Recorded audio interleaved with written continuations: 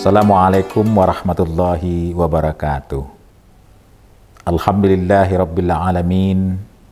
Hamdan yuafi ni'amahu wa yukafi'u mazidah. Ya Rabbana lakal hamdu kama yanbaghi li jalali wajhikal karim wa azimi sultanik. Wassalatu wassalamu ala asrafil anbiya'i wal mursalin wa ala alihi wa sahbihi ajmain. Kaum muslimin dan muslimat, hadirin dan hadirat yang berbahagia. Pertama-tama kita bersyukur kepada Allah Subhanahu wa taala.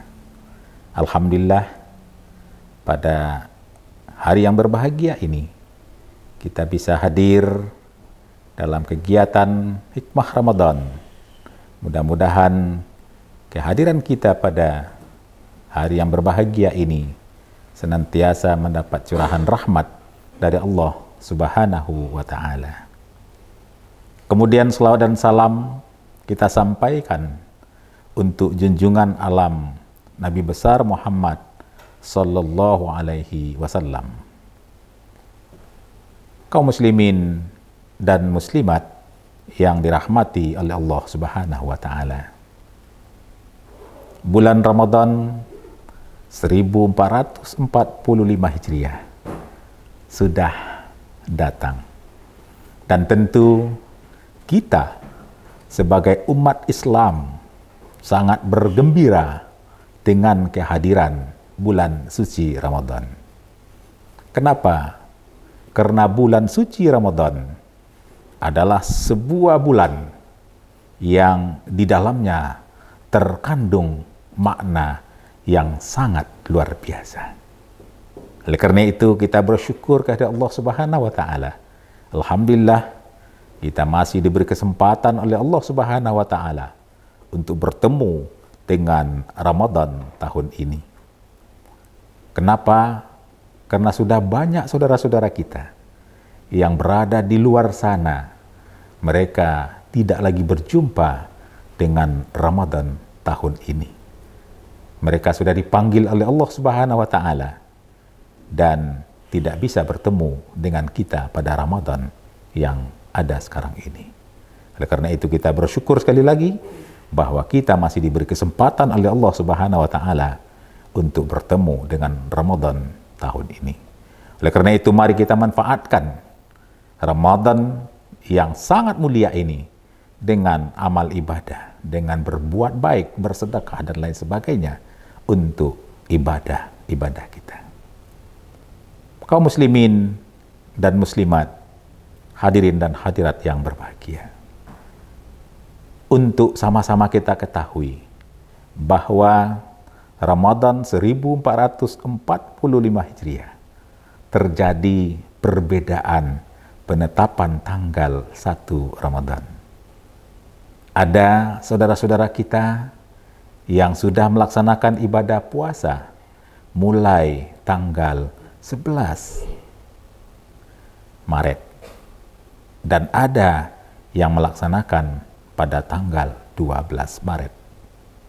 Oleh karena itu tentu perbedaan ini tidak menjadi perpecahan di tengah-tengah masyarakat. Kita harus saling menghargai, saling memaklumi apa yang terjadi di tengah-tengah masyarakat.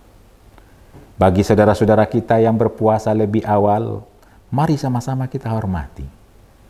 Bagi saudara-saudara kita yang berpuasa nanti pada tanggal 12, mari sama-sama kita hormati juga. Karena ini adalah bagian dari persaudaraan sesama umat Islam. Namun perlu kami jelaskan sedikit, kenapa ini bisa terjadi. Karena kita menetapkan awal bulan dengan metode yang berbeda. Satu menyatakan bahwa penetapan awal bulan hanya dengan menggunakan hisab. Sementara yang satu lagi, metode penentuan awal bulan adalah dengan hisab dan ru'yah. Nah, alhamdulillah kemarin kita sudah melaksanakan ru'yatul hilal dan pemerintah sudah menetapkan tanggal 12 Maret adalah 1 Ramadan 1445 Hijriah. Dan tadi sudah kami katakan bahwa yang berpuasa pada tanggal 11 kita hormati, yang berpuasa tanggal 12 sama-sama kita hormati. Mari kita jaga persatuan dan kesatuan untuk kekuatan umat Islam di masa yang akan datang. Kaum muslimin dan muslimat, hadirin dan hadirat yang berbahagia. Menyambut bulan suci Ramadan dengan gembira, ini adalah kewajiban bagi setiap umat Islam. Bagaimana caranya kita bergembira menyambut bulan suci Ramadan? Dengan cara saling memaafkan antara satu dengan yang lain. Karena bagaimanapun selama 11 bulan yang lalu kita bergaul dengan teman-teman kita, dengan saudara-saudara kita, pasti banyak khilaf dan salah kita. Oleh karena itu dalam memasuki bulan suci yang penuh barokah ini, maka kita juga harus memasukinya dengan keadaan suci, dengan saling memaafkan di antara kita. Kami yakin dan percaya kalau itu kita laksanakan, maka ibadah puasa yang diwajibkan kepada umat Islam itu akan berjalan sesuai dengan harapan yang kita inginkan. Sebagaimana Allah Subhanahu wa taala di dalam Al-Qur'an surah Al-Baqarah ayat 183, ya ayyuhallazina amanu kutiba alaikumusiyam kama kutiba alal ladzina min qablikum la'allakum tattaqun. Hai orang-orang yang beriman, diwajibkan kepada kamu berpuasa sebagaimana juga sudah diwajibkan kepada orang-orang sebelum kamu. Artinya apa? Bahwa ibadah puasa ini hanya dipanggil kepada orang-orang yang beriman. Orang-orang yang tidak beriman, maka dia tidak punya kewajiban untuk melaksanakan ibadah puasa. Oleh karena itu mari saudara-saudara yang mengaku beriman kepada Allah Subhanahu wa taala, kita laksanakan ibadah puasa ini dengan sebaik-baiknya. Karena ibadah puasa ini mempunyai dampak yang sangat luar biasa terhadap kehidupan kita sehari-hari. Bahkan dampak dari ibadah puasa ini adalah 11 bulan ke depan dalam hidup dan kehidupan kita.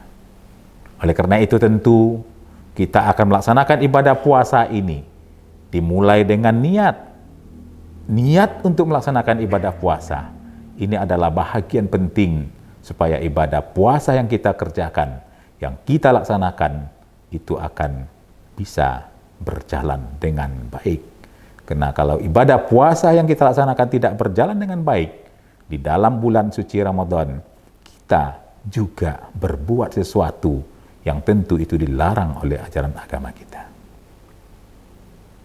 Para pendengar, hadirin dan hadirat, kaum muslimin dan muslimat yang berbahagia. Ibadah puasa yang kita laksanakan memandung hikmah yang sangat luar biasa dalam hidup dan kehidupan kita. Oleh karena itu tentu nanti orang-orang yang melaksanakan ibadah puasa seperti dalam ayat tadi akan memperoleh predikat la'allakum tattaqun, predikat orang-orang yang bertakwa kepada Allah Subhanahu wa taala setelah dia melaksanakan ibadah puasa. Oleh karena itu ada beberapa hikmah yang saya kira sangat luar biasa dari ibadah puasa yang kita laksanakan, di mana ibadah puasa ini adalah bulan tarbiyah, bulan pendidikan. Yang ini penting kita maknai dalam hidup dan kehidupan kita. Ibadah puasa yang kita laksanakan, yang disebut dengan tarbiyah antara lain adalah melatih kita untuk berdisiplin dalam kehidupan kita. Kaum muslimin dan muslimat yang berbahagia, coba kita lihat ketika kita melaksanakan ibadah puasa, ketika kita melaksanakan ibadah puasa bersama-sama, kita lihat ketika beduk berbunyi, tanda kita sudah diperbolehkan berbuka, tidak ada satupun di antara kita yang tidak berbuka. Minimal kalau kita dalam perjalanan kita berbuka dengan meneguk meminum secangkir air. Itu pertanda bahwa ketika waktu berbuka datang, kita sama-sama hadir untuk berbuka dimanapun kita berada. Kita lihat lagi ketika kita imsak, ketika kita sahur, kemudian imsak datang atau waktu menahan sudah mulai datang, maka siapapun kita yang akan melaksanakan ibadah puasa, tentu kita berhenti, tidak lagi makan, tidak lagi minum. Yang mencandu merokok tentu berhenti merokok, karena kita disuruh sudah mulai imsak. Disiplin yang sangat luar biasa dari ibadah puasa yang kita laksanakan. Oleh karena itu tentu ketika ibadah puasa kita disuruh untuk berdisiplin, ketika berbuka kita lihat, ketika imsak kita lihat, ini harus kita aplikasikan dalam perjalanan hidup kita di luar bulan Ramadan. Bagaimana supaya kita yang hidup di dalam kehidupan ini untuk menjalankan aktivitas kita sehari-hari, kita harus berdisiplin dalam menjalankannya. Bagi pegawai yang bekerja di kantor, ibadah puasa adalah melatih dia untuk berdisiplin. 7.30 kita masuk kantor, kita hadir 7.30. Jam 16 kita pulang jam 16. Ketika ada di kantor kita bekerja. Kita manfaatkan waktu dengan sebaik-baiknya. Kenapa? Karena ibadah puasa melatih kita untuk berdisiplin dalam hidup dan kehidupan kita. Begitu juga yang lain. Ketika seorang saudagar, dia harus disiplin. Ketika jam 8 umpamanya, dagangannya harus buka, maka dia buka jam 8. Kenapa? Karena ketika dia buka jam 10, mungkin saja pembeli sudah terbiasa datang jam 8. Nah, ketika dia buka jam 10, besok pembeli tidak datang lagi, berarti dia belum buka jam 8. Begitu juga yang lain. Pegawai di perusahaan umpamanya, dia harus disiplin. Kenapa? Karena disiplin ini akan menghasilkan sesuatu pekerjaan yang sangat bermanfaat untuk perusahaan yang ada. Perusahaan yang dia pimpin, perusahaan yang ada di situ, dan semua itu adalah dalam rangka menciptakan pekerjaan, hasil pekerjaan yang terbaik di dalam perusahaan tersebut. Intinya adalah bagaimana supaya puasa yang kita laksanakan ini melatih kita berdisiplin dalam kehidupan kita sehari-hari. Kami yakin dan percaya agama sudah mengajarkan orang yang disiplin tentu akan mendapatkan sesuatu yang bermanfaat untuk diri dan masyarakat yang ada di sekitarnya. Itu tarbiyah yang pertama yang saya kira sangat luar biasa dari ibadah puasa yang kita kerjakan. Kemudian yang kedua, tarbiyah atau pendidikan kedua dari ibadah puasa yang kita kerjakan adalah melatih kita untuk bersabar. Coba kita saksikan, orang yang sedang melaksanakan ibadah puasa bukan berarti makanan, minuman tidak ada dia miliki. Makanan kadang ada di meja, minuman kadang ada di meja, bahkan minuman dan makanan kadang ada di kamar. Tetapi kita harus sabar bahwa makanan yang kita miliki ini baru bisa dimakan setelah nanti waktu berbuka datang. Oleh karena itu, ibadah puasa yang kita kerjakan ini adalah ibadah yang melatih kita untuk bersabar. Dan ini harus kita aplikasikan dalam kehidupan kita sehari-hari. Banyak cobaan-cobaan yang akan datang kepada kita, para kaum muslimin dan muslimat. Kita lihat sekarang ini, betapa banyak musibah yang menimpa kita.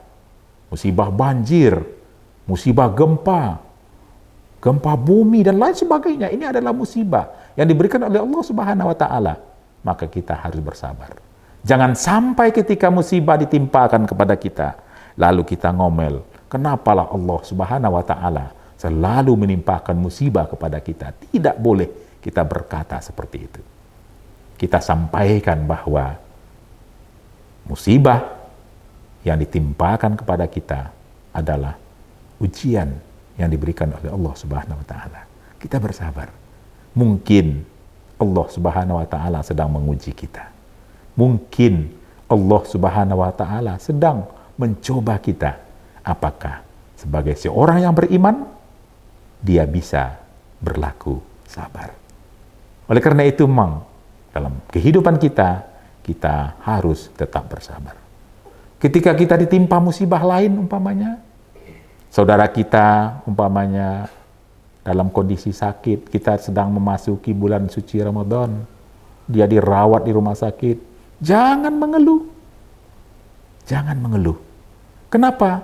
Karena musibah yang ditimpakan kepada kita itu, pasti ada hikmah di antara yang diberikan oleh Allah Subhanahu wa Ta'ala.